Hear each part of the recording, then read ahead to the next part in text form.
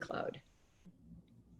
Hello, everybody. Hi, Anne. It is Saturday, March 14th. I'm Ursula from BEabove Leadership, and I'm here with my very good friend and fellow BEabove founder, Anne. And we are, well, March 14th, 2020, if this video lives into, the next 5 years, just to document where we are historically. Please. Because I think in 5 years, we probably have forgotten what happened on March 14, 2020, but we are in the middle of a global health crisis named the coronavirus. And we are really seeing drastic travel restrictions in Europe, in Asia, and now also in the US. People are advised to do social distancing, which I told you I already have a problem just with the name, let alone with the doing. Ursula gets stressed out by the name alone. I get stressed about just by social distancing. So this is what's happening currently. And here at BEabove, we were looking at how can we serve the community through our work, with our work and the tools that we have, and also share a little bit of our own experiences. I love that. Yeah, I think that, one of the things that I was telling a friend this morning as we were having a virtual coffee date, because people are kind of, we're staying to ourselves these days, which seems very prudent, saying, this is a scary time. It's scary in many ways. It's scary because of health. Even if you're young and healthy, you might be worried about older parents. You may be worried about, people in other countries that you can't get to, other states you can't get to. There's a lot to be worried about in terms of our community or our own health. There's also other worries, everything from, can I find toilet paper if I run out? Because crazy times, people are hoarding toilet paper. And then there's real financial impact for many people, hourly workers, people in the service industry, Yes. coaches, trainers, across the board, there's financial impact. So I think there's a lot to be very anxious and very stressed about. And one of the things Ursula and I wanted to share was, first of all, number one, neither one of us is immune from that anxiety and stress. But we also have, I'm touching my face, I'm noticing, like they're saying, you're like, that what, I've washed my hands, but that one of the things people are being aware of is like, you shouldn't touch your face. And I'm watching myself on the video, realizing I am touching my face. I can't help it. Anyway, but what are the tools and processes that we're leaning into personally that help us diminish the stress so that we can stay more grounded, fall asleep at night, stay more available to the people around us, etc. So that's what we wanted to do. This is a really good point. And just also for context, I am currently in Orlando, Florida, where I live in the winter, and it being March, this is a really wonderful time to be here. The Orlando economy is driven by Disney, and Disney is going to close all parks on Sunday. Which means most of the tourists that either are coming here or have planned to come here or are already here are leaving or not coming at all. And it is interesting as I watch and overhear conversations wherever I am in the grocery store. I worked out this morning. It is the main topic of the day. In some form, people are talking about it.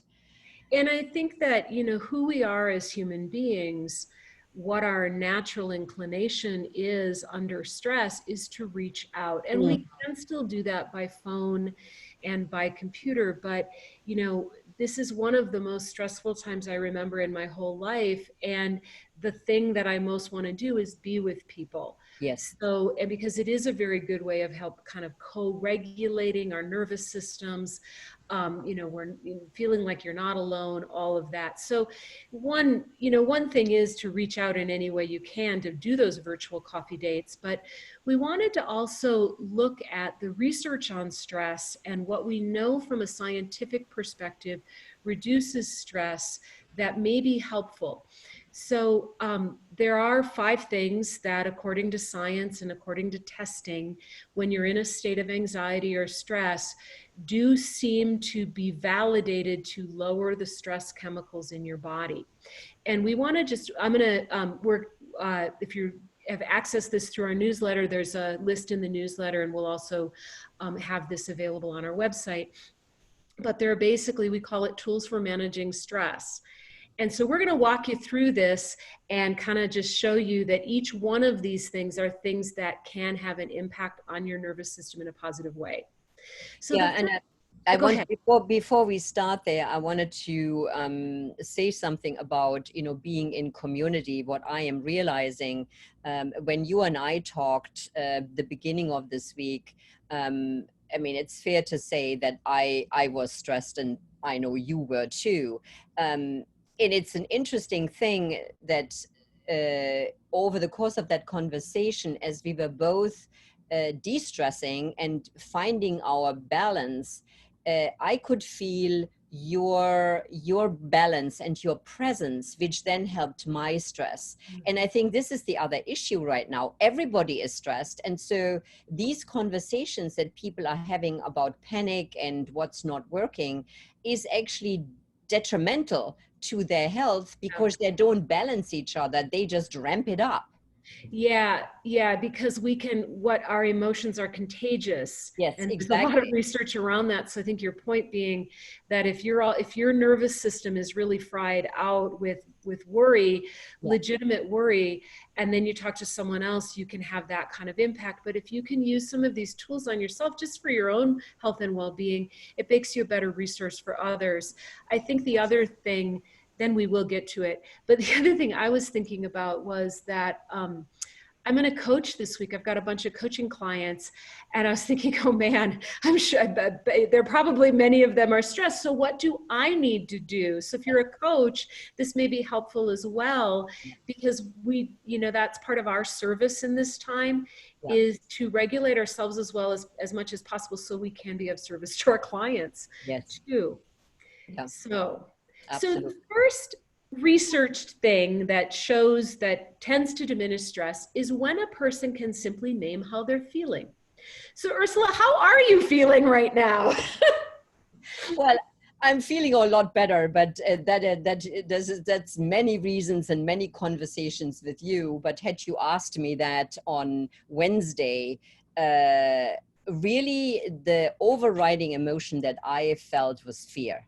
Mm, Really anxiety and yeah, I mean, I felt fear yeah, of getting the virus, fear of how to manage my life, the impact it would have if I would get sick. That really had me in the grip. yeah, I can totally get that for sure. Yeah, what about you?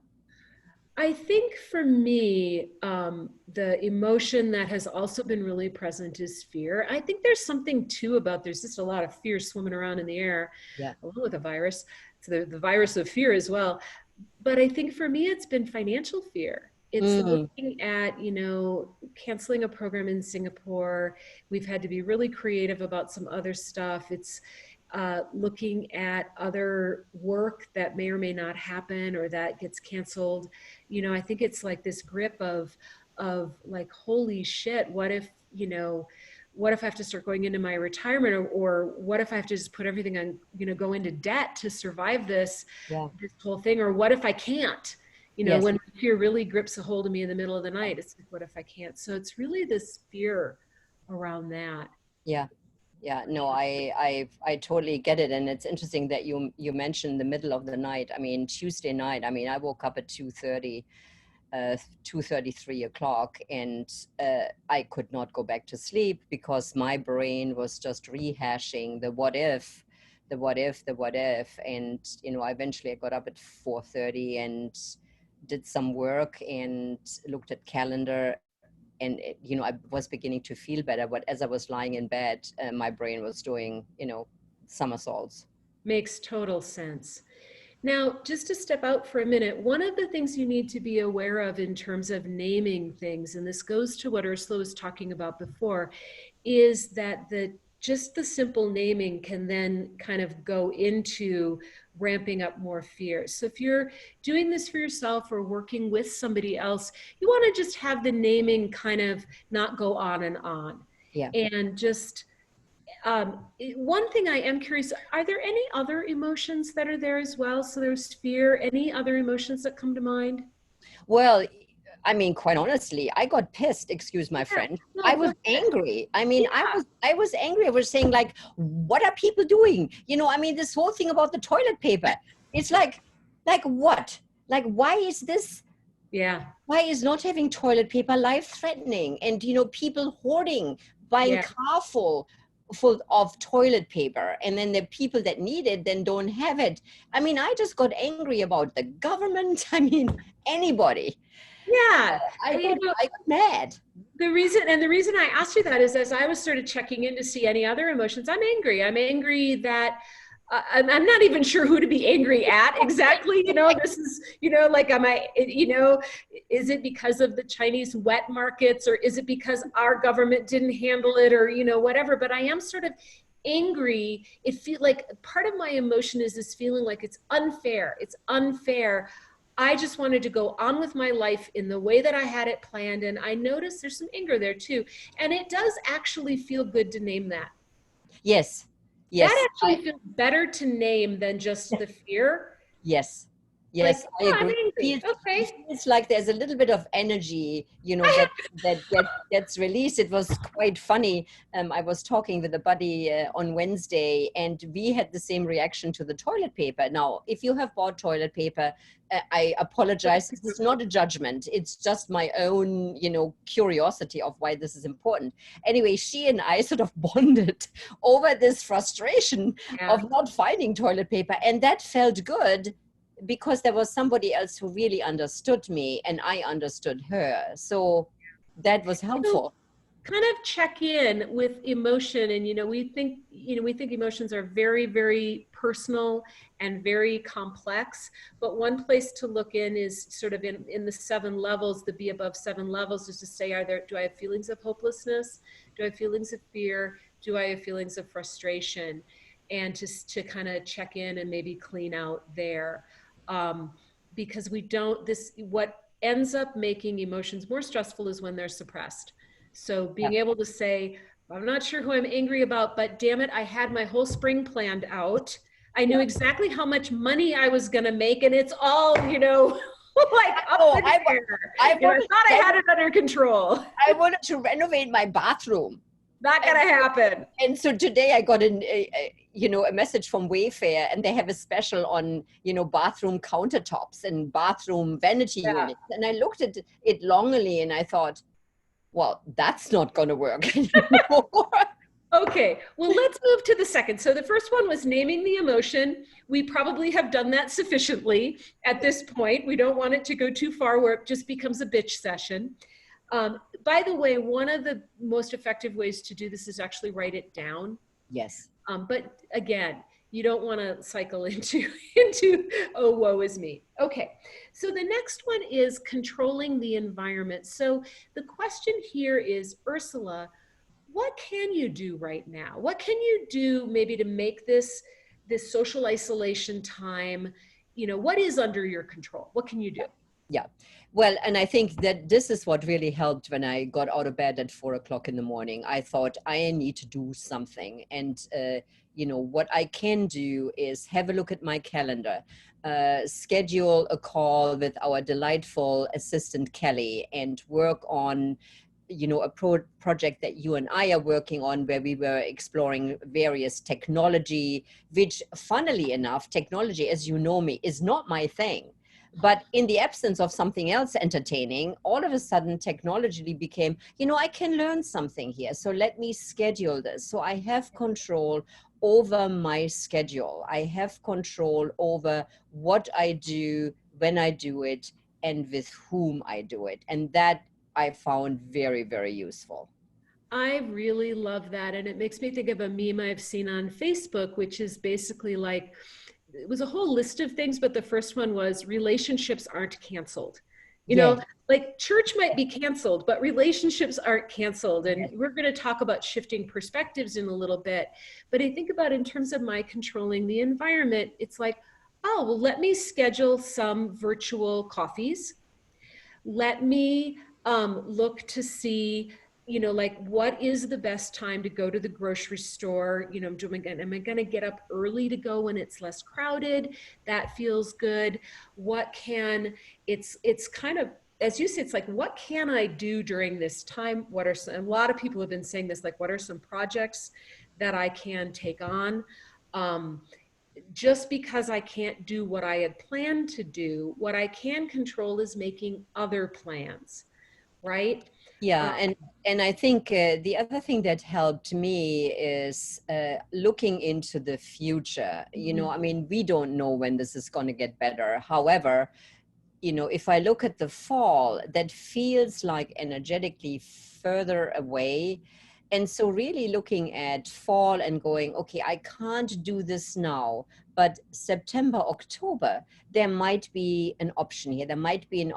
opportunity. So looking into the future and sort of temporarily or, you know, tentatively putting some stuff in there also helped me with this, you know, with this stress. Yeah, make some plans where you Yeah. can that do feel good, if even if it's a year from Yeah. now, like that.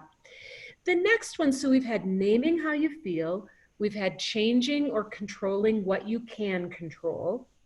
The next one is reflecting on values and purpose.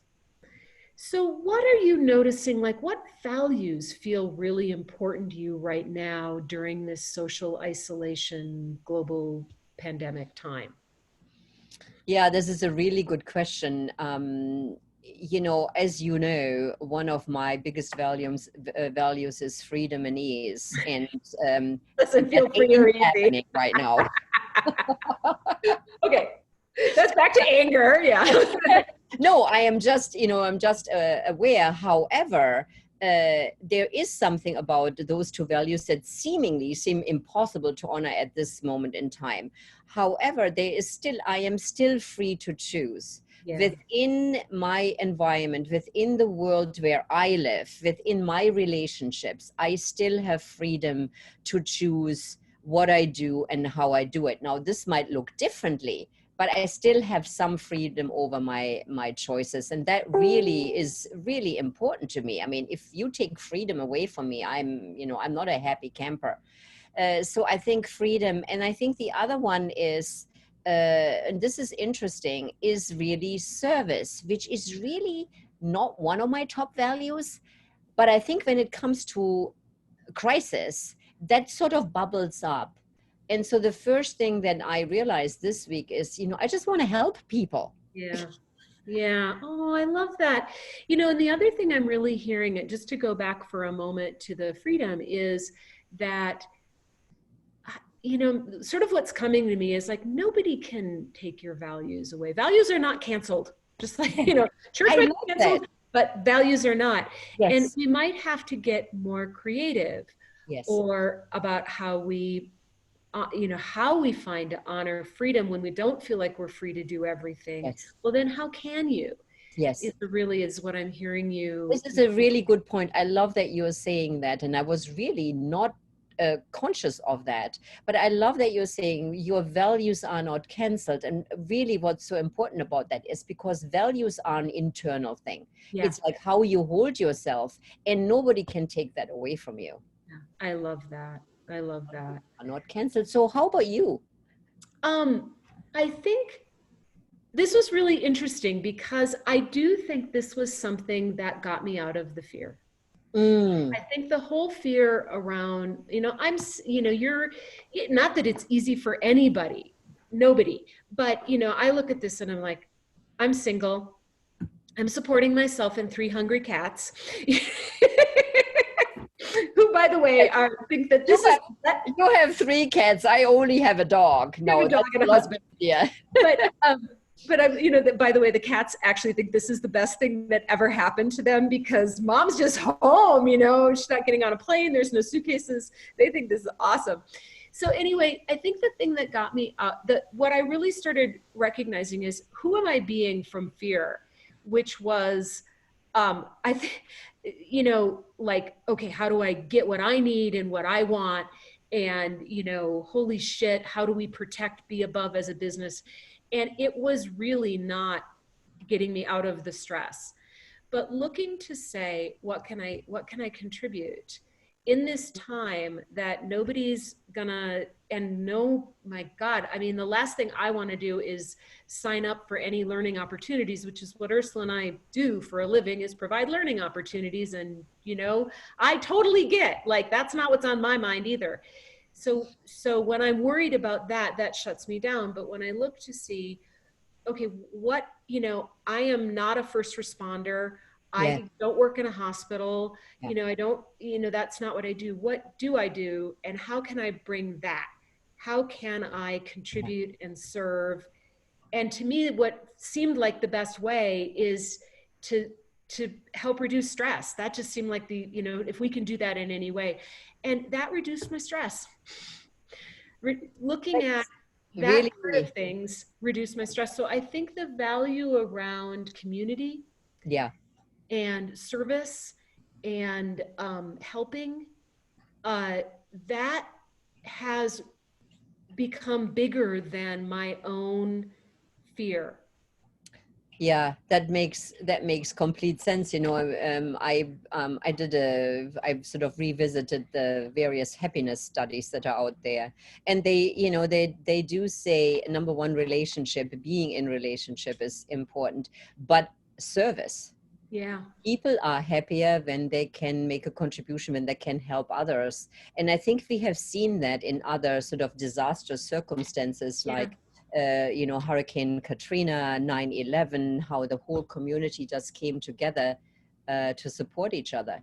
You know, it's really interesting if you follow the Heart Math Institute, and one of Mm, the things that they're trying to study scientifically, or that they are studying scientifically, is the heartbeat of the world, the heart rate mm, variability of yeah, the world. And one of the things that they said after Katrina and after 9/11 was that actually we got a bump in coherence.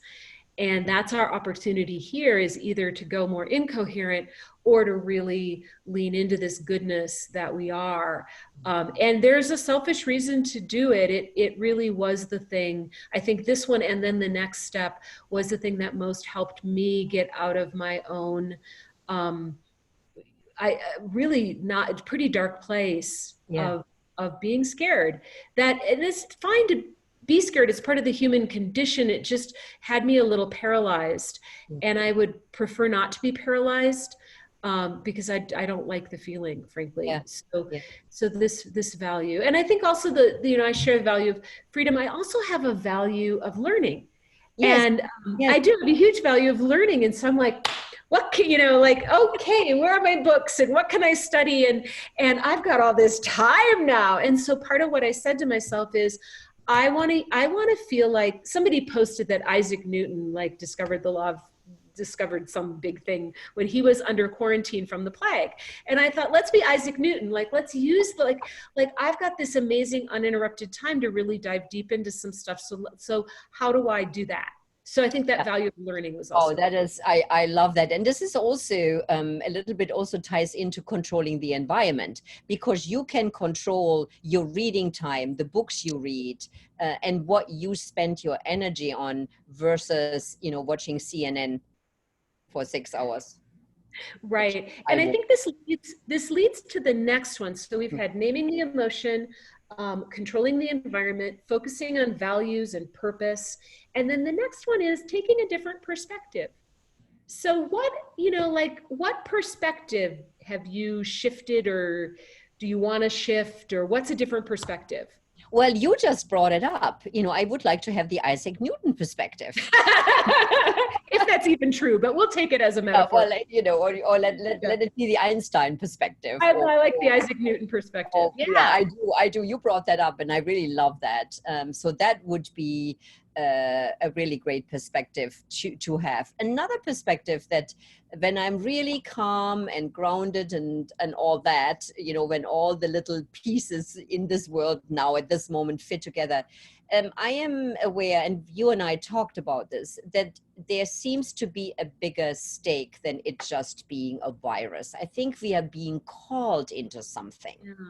Yeah. And so That's for a me, powerful perspective. yeah, and for me, you know, personally, you know, what am I called into? And where I go is, you know, my spirituality. And it's like, okay, you know, what is the spirit of the universe? What is this God calling me into? What are we all being called into? So that, I think, is that, and Isaac Newton, those two perspectives would be really a good thing to look at.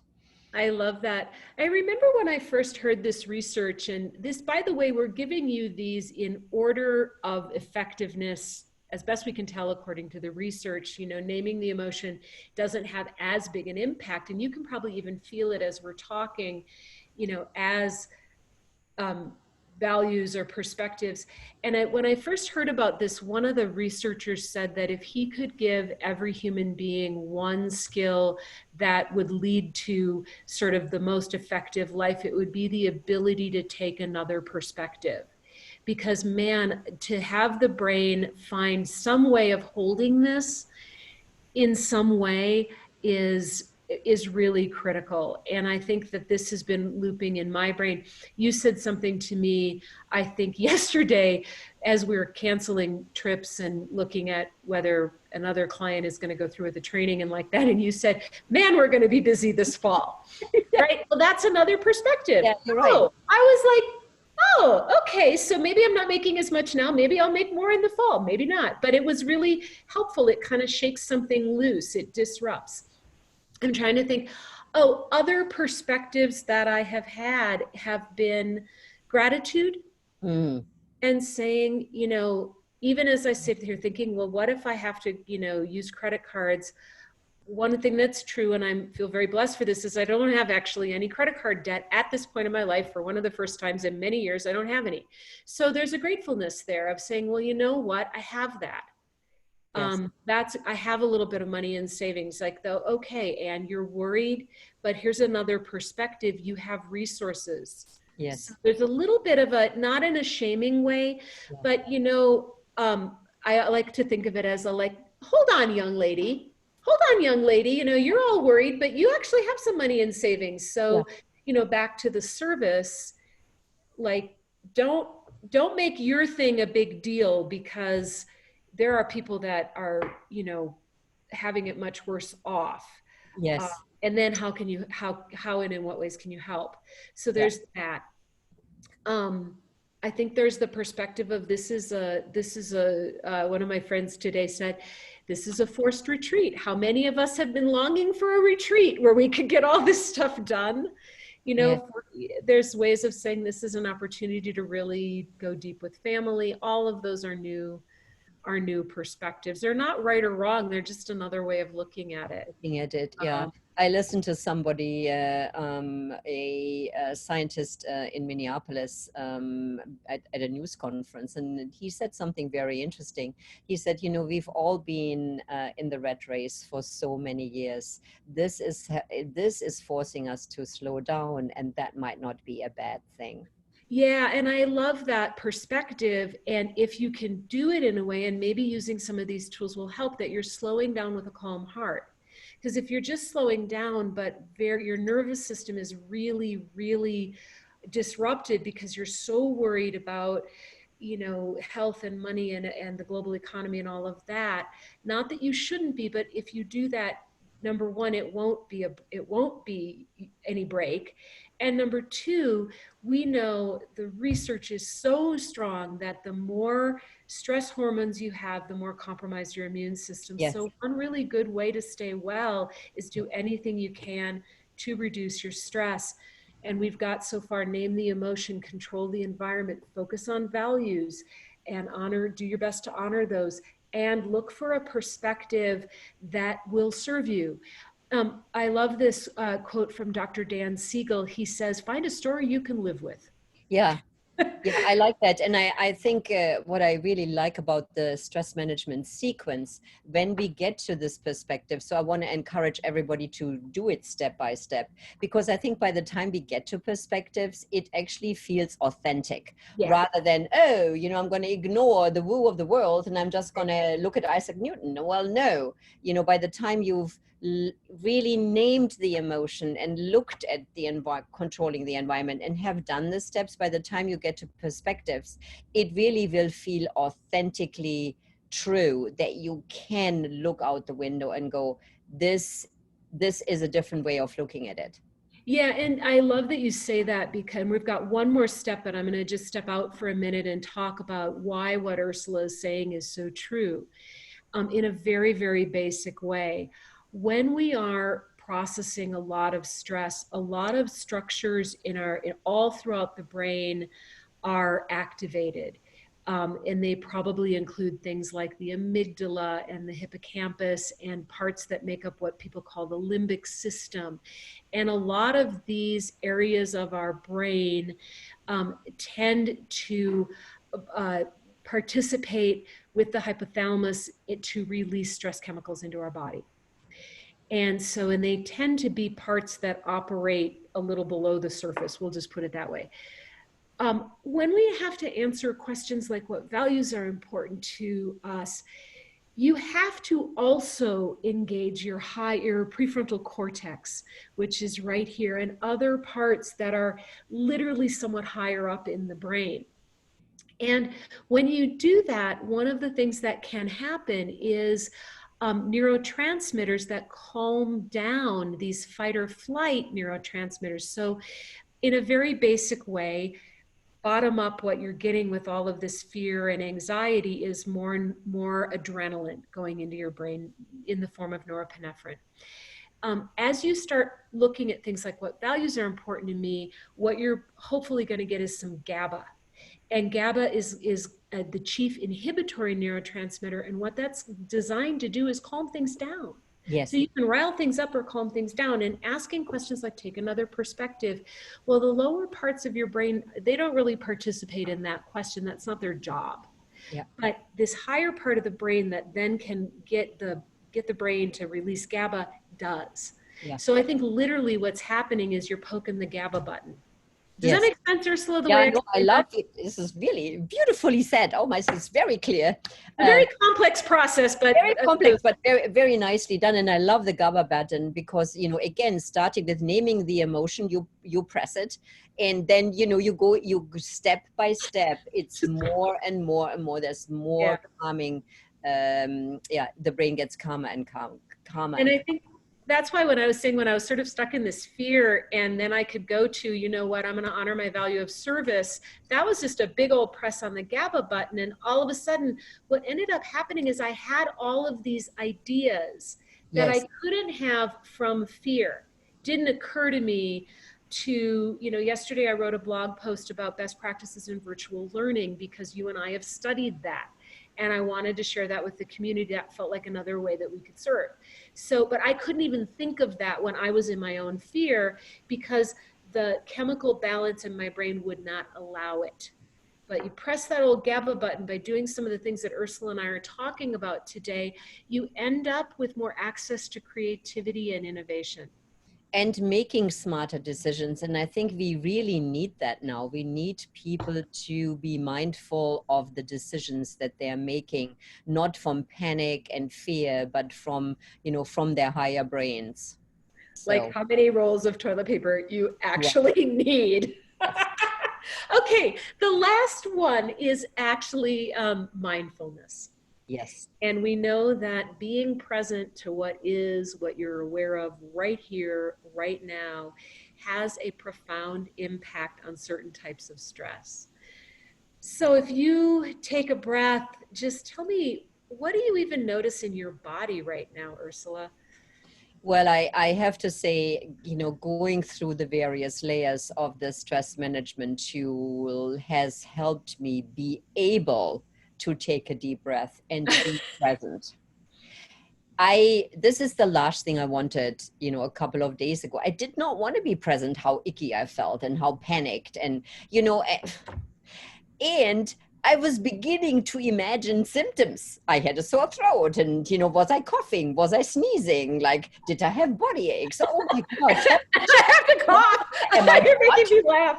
Oh my God, it was insane. And, and I couldn't deal with it. And, and going now through these steps and having done this over the last couple of days, I am at a place where I can actually be present to how I feel, and also noticing that 90% of physical symptoms were just imagination, and I'm, quite fit and healthy. But breathing and somebody yesterday, I talked to a client yesterday and she said, I think I need to journal more. And I was thinking, oh, this is a good idea. I've not picked up my journal in a while. So these are all things to help me be right here in this moment. And then strangely enough, and I'm sure you have a perspective on this as well, my dog actually helps me. Yeah. Because the pets, my dog isn't aware of anything. He just does his thing. He naps and walks and jumps and gets his treats. And snuggling with the dog, it just helps me to be right here rather than distracted. So those are some of the small things that I try to do, because I realize the mindfulness piece is a challenge. Yeah, and I think you're right. And as you say, this is why going through this in order can be really helpful, because sometimes in that moment, it's actually really distressing. It's too distressing to be present. Yeah.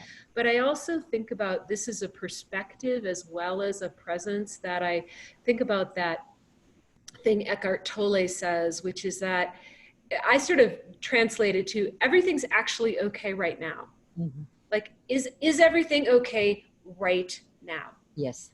And that helps me come back to right here, right now. I have food in the refrigerator. I have money in the bank. I've paid my rent. Like, everything is actually okay right now. And yes, I do need to plan for the future and have some awareness, but I also need to trust that the right now and the right now and the right now, it's okay. Mm-hmm. And stay as present as I can. So that's one of the things that I use is asking myself, is everything okay right now? And what are you present to right now? In combination with all of the rest of it, it all feels like they kind of layer together. Yeah. Yeah. And I know, years ago, when we first started our whole journey of consciousness, we started with Dr. David Hawkins' very, very first book, Power versus Force. And in the book, Power versus Force, he says the way to get through any emotional state or state of consciousness that isn't serving you is just be really, really present.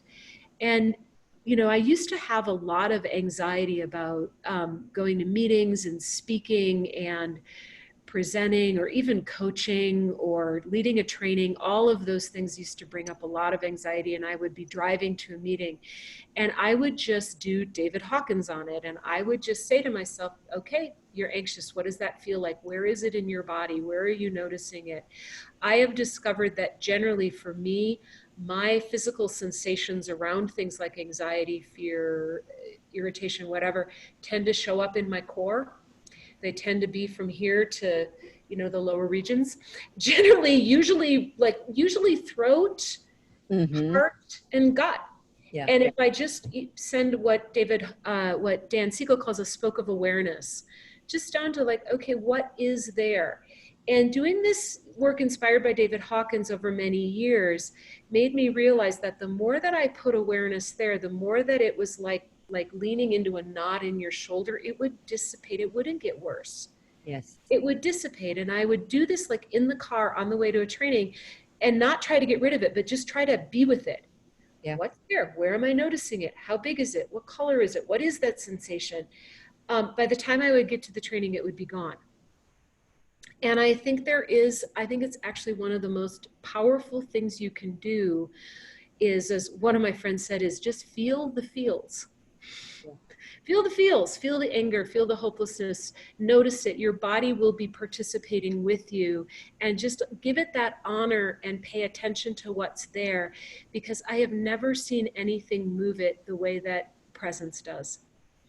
You know, this is very interesting. I think there can be something profoundly healing going on in times like this. This came to me before I came on the call.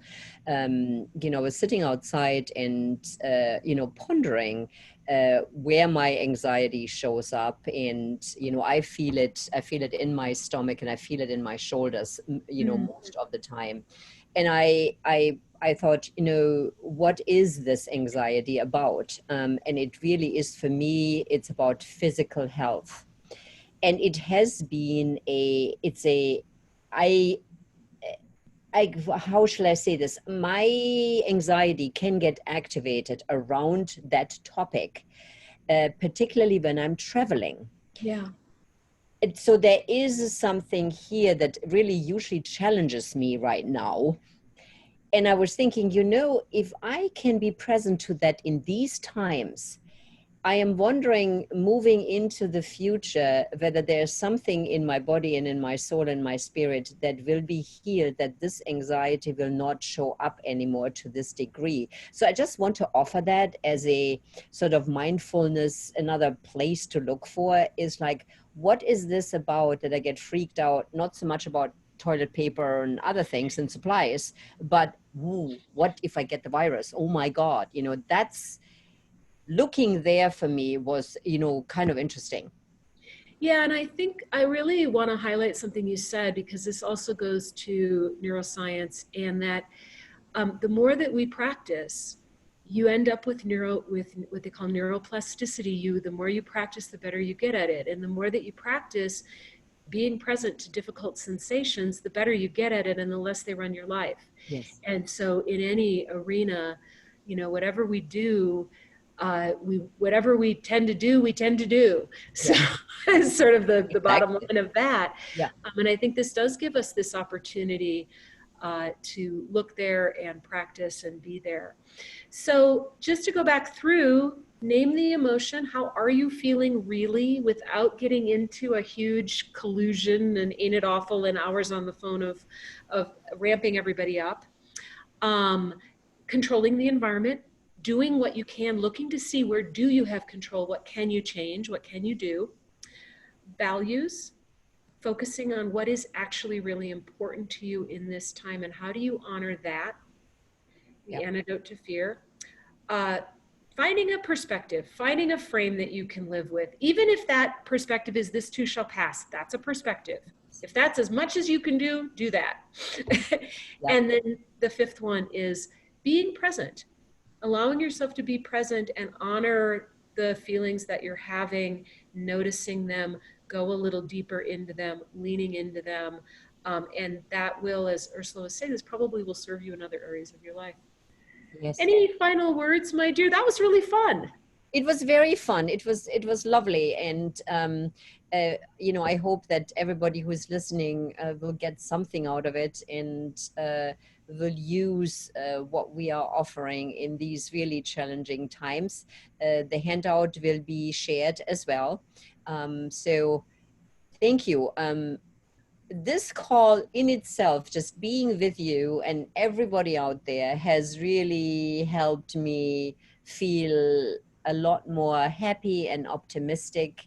So thank you. Yeah, me too. And one of the things that I was noticing is that some of the things, so this is maybe helpful for everybody, some of the things that I said to you were floating around like little wisps, but it was so helpful to actually say them and be witnessed. Yes, So I this, we might agree. also recommend doing this with a partner or in a pair. Or if you're a coach, doing this with your clients, or calling a coach friend and having them do it with you. Yes, Because that, I noticed that had a big impact. So we just are sending such love, yes. whatever you're dealing with, such love, such compassion.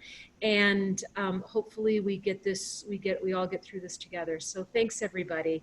Yeah, thanks everybody. Bye bye.